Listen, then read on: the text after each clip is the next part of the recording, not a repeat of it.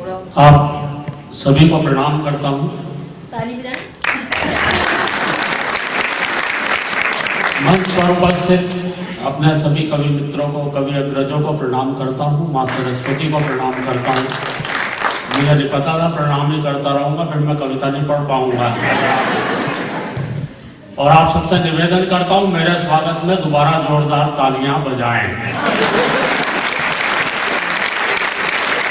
तालियां इसलिए बजवा रहा हूँ क्योंकि बाद में भरोसा नहीं है, इसलिए अच्छा है पहले ही बजवा दी जाए। एक दो छोटी छोटी कविताएं आपको सुनाऊंगा, पसंद आएंगी ठीक है, नहीं तो 3-4 और सुनाऊंगा। अभी मुझे माइक को अपने कद के हिसाब से करना पड़ा। लंबे आदमियों के साथ अक्सर दिक्कत हो जाती है। मुझे तो ध्यान है, एक बार सब्जी वाले के पास गया, मैंने कहा भैया नींबू क्या भाव दिए? उसने कहा बैठ के देखो संतरे हैं।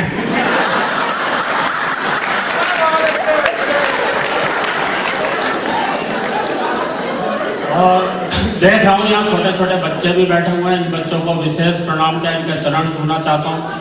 बच्चों को इसलिए प्रणाम कर लेना चाहिए क्योंकि ये किसी को भी निपटा सकते हैं, बातों ही बातों में निपटा देते हैं। मैं तो किसी जमाने में दिल्ली में पढ़ाता था एक जगह। एक बार परीक्षा की कॉपी जांच रहा था। अच्छा, बच्चे को अगर किसी सवाल का जवाब नहीं आता हो तो वो क्या कुतर्क दे सकता है?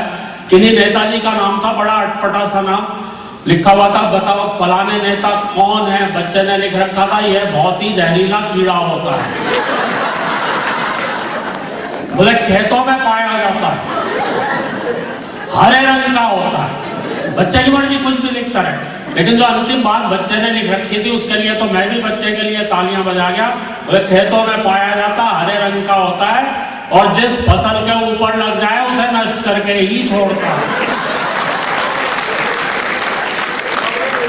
बच्चे बहुत बड़ी बड़ी बातें कह जाते हैं जाने अनजाने में। एक बच्चे से पूछा किसी ने, बोले लालू ने चारा खाया। इस वाक्य का भविष्य काल यानी फ्यूचर टेंस बनाओ, तो बच्चे ने लिख रखा था अब लालू दूध देगा।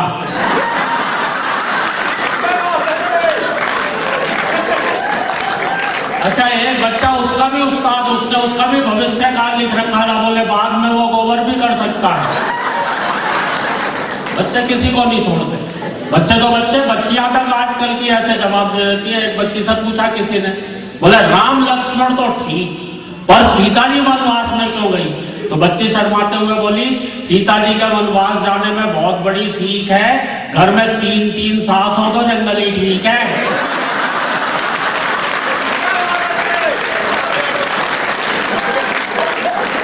तो बच्चों को हुआ, अरुण भाई एक दिन एक बच्चे से पूछ रहे थे बेटा तुम कहाँ पैदा हुए थे? बच्चा बोला जी तिरुवनंतपुरम में। ये बोले स्पेलिंग बता। बच्चा बोला जी फिर तो मैं गोवा में पैदा हुआ था।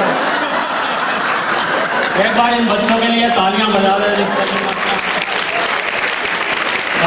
प्रारंभ कर सकूं। आप तो बहुत बढ़िया सुन रहे हैं, वरना तो हमें तो बड़े उखाड़ने वाले श्रोता भी मिलते हैं कहीं कहीं। तो कभी अपनी कविता की एक लाइन पढ़ता है, कहीं कहीं इतने उस्ताद सुनने वाले मिल जाते हैं दूसरी लाइन अपनी तरफ से। बिल्कुल सच्चा किस्सा बता रहा हूँ। मेरे यहाँ दिल्ली में मेरे पड़ोस में एक कवि सम्मेलन चल रहा था। एक नए नए कवि आए, आते ही उन्होंने कविता की एक लाइन पढ़ी, बोले मेरी मम्मी ने कुत्ते का एक पिल्ला पाला। तभी श्रोताओं में से एक खड़ा हुआ, बोले और उसे मंच पर छोड़ दिया।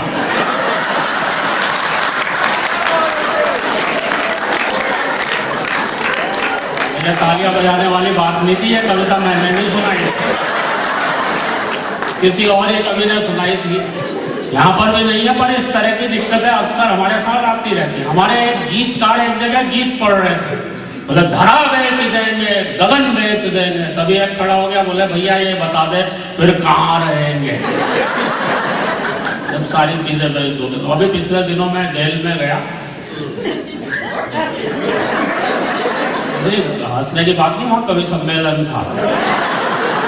अच्छा, जेलर महोदय ने कवि सम्मेलन करवाया था और यह सोच के करवाया था कि शायद कैदियों की सजा में थोड़ी बहुत कमी रह गई है।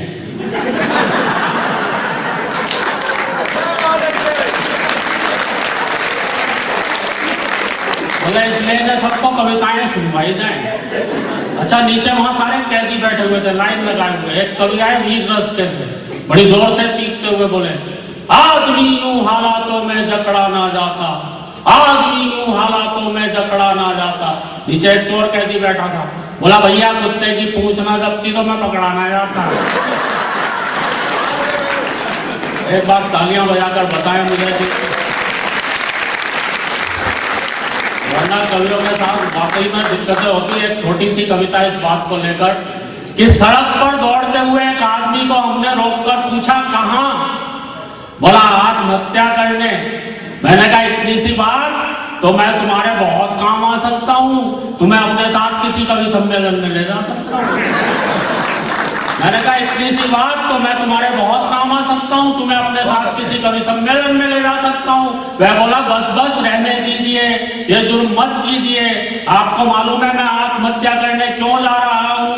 बात ये है कि मैं अभी अभी तो एक कवि सम्मेलन से छूट कर आ रहा हूं। एक छोटी सी कविता और इसी विषय को लेकर, हमारे एक मित्र ने एक दिन हमसे कहा अजनबी जी किसी दिन हमारे घर आओ, हमारे किराएदारों को अपनी ताजा ताजा 3-4 कविताएं सुनाओ। मैंने कहा भाई मुझे किस उपलक्ष्य में कविता सुनाना है। वह बोला यार बात दरअसल ये है मुझे अपना मकान खाली करवाना है। वाकई में आप इतने बढ़िया सुन रहे हैं, इतने बढ़िया सुन रहे हैं। वाकई में मुझे तो लग रहा है आप सचमुच में एक्सपोर्ट करने लायक थे।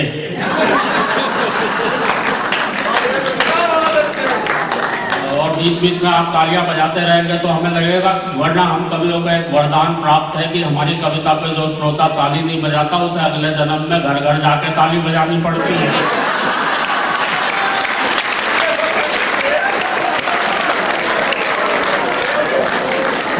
आप शुरू से ही बड़े मन से सुन रहे हैं। मैं आदरणीय सुधा जी को बहुत बहुत शुभकामनाएं, बहुत बहुत बधाई देता हूं उनकी नई किताब के लिए भी और इतने बढ़िया श्रोता जुटाने के लिए भी। और ये पहला शहर मुझे ऐसा लगा जिसमें हमारे देश की खुशबू इस कदर बसी हुई है, सारे लोग आपस में एक दूसरे के इतने काम आते हैं। और इस शहर को मैं विशेष रूप से प्रणाम करता हूँ। मुझे इस अमेरिका का सबसे अच्छा शहर और सबसे अच्छे श्रोता यहाँ पर मिले, वो भी ऐसे श्रोता मतलब जो इस देश का दिमाग जो है इस शहर में बसा हुआ है। मुझे ऐसा पता चला ट्रायंगल पार्क और सारे विद्वान लोग यहीं पर हैं। तो मैं भी सोच रहा हूँ थोड़ा बहुत यहाँ से लौट के लोग मुझे भी वहाँ पे विद्वान समझने लगेंगे। तो आप तो बड़े मन से सुने। एक कविता विशेष आपको सुनाना चाहता हूँ।